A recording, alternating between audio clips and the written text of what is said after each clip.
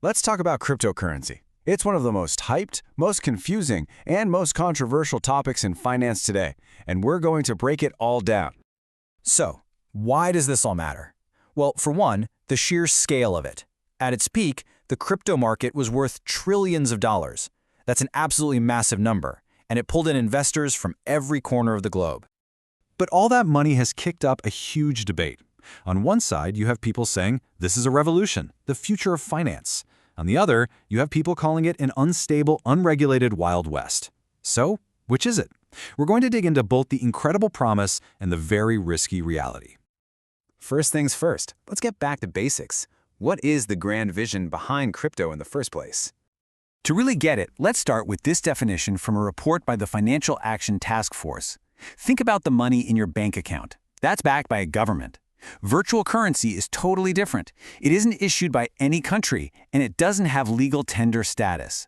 Its value comes entirely from the people who agree to use it and trust it. The engine that makes all of this run is the blockchain. The easiest way to think about it is like a digital spreadsheet, but instead of being stored on one computer, it's copied and shared across thousands of them. That's what makes it so secure and transparent. And here's the key part. Once a transaction is added, it's locked in with cryptography and can never, ever be changed. That immutability is a really big deal. So how does it actually work? Well, let's say you want to send some crypto. Your transaction gets broadcast to the whole network. Then these participants called validators basically race to check it and make sure it's legit. Once it's verified, it gets bundled into a new block and snapped onto the end of the chain, permanently. Then that new, updated version of the ledger is sent out to everyone, keeping the whole network in sync. Okay, so that's the powerful idea behind it all. But how does this vision actually hold up in the real world? Well, as a lot of research points out, there's often a pretty big gap between the promise and the reality. Now, to be fair, the technology here is genuinely innovative. There's something called programmability, which lets you create smart contracts. These are basically just bits of code that automatically carry out an agreement. Think of a contract that pays a freelancer the second a project is done. No invoice needed. Then there's composability, which developers love. They can stack these smart contracts on top of each other like money Legos to build brand new financial tools. And of course, the whole system is always on, 24/7, so you can send money anywhere in the world, anytime. But here's the disconnect. The promise was a decentralized system that was super efficient with low fees. The reality we often see today, it relies on centralized hubs, the most popular blockchains get totally congested, and that congestion drives transaction fees way, way up. It's pretty ironic, right? A system that was literally designed to get rid of the middlemen has ended up creating a whole new class of them. For most people, if you want to get into crypto, you have to go through a centralized exchange or a wallet provider, which act a lot like the traditional banks they were supposed to replace. And this chart just says it all. This shows the trading volume on centralized exchanges compared to decentralized ones, and as you can see, it's not even close. The centralized platforms are where almost all the action is happening. They're the main gateway for most users, which brings back the very centralization that crypto was meant to fix.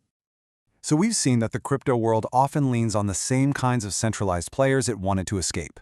When you combine that with crypto's infamous price swings, you get a whole new set of risks. So you have to ask, who's really winning and who's getting hurt? Analysis of crypto trading apps shows a really clear and kind of predictable pattern. As the price of something like Bitcoin starts to shoot for the moon, the number of people using crypto apps just explodes. Regular, retail investors see the headlines and jump in, hoping to get rich quick. But here's the heartbreaking reality. For most of these new investors, that dream of fast money doesn't pan out. In fact, some sobering research suggests that the vast majority of people who jumped in when prices were at their highest ultimately lost money. A report from the Bank for International Settlements uses this perfect metaphor to describe what happens when the market crashes. In stormy seas, the whales eat the krill. The whales in this case are the big, sophisticated investors, and the krill, they're the smaller, everyday retail investors. And this isn't just a theory. We saw it play out in real time during the huge market collapses in 2022. As crypto platforms like Terra/Luna and FTX were imploding, data shows that the big Bitcoin holders, the whales, were selling off to cut their losses. And at that exact same time, who was buying? The smaller holders, the krill, were often buying in, maybe trying to buy the dip, but they were basically just absorbing the losses from the big players cashing out. So beyond the big risks for individual investors, some of crypto's key features have created some major problems for society as a whole, especially for law enforcement. The fact that many cryptocurrencies are pseudo-anonymous creates a huge blind spot for law enforcement.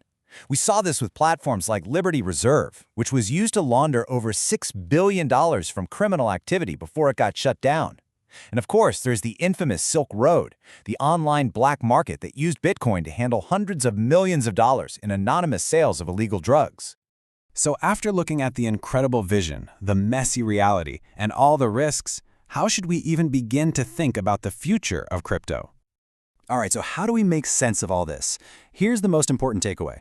You have to separate the two sides of crypto. On one hand, you have the speculative assets themselves, the coins that go up and down like a roller coaster. But on the other hand, you have the underlying technology, the blockchain, smart contracts, all of that. And it's that technology that might hold the real, lasting power to change our financial system for the better. And that leaves us with the big, multi-trillion-dollar question. Will all these genuine innovations from crypto just get absorbed by traditional banks to make the old system a little more efficient? Or will this technology actually succeed in building an entirely new, parallel, decentralized financial system from the ground up? The answer to that is going to shape the future of finance for all of us.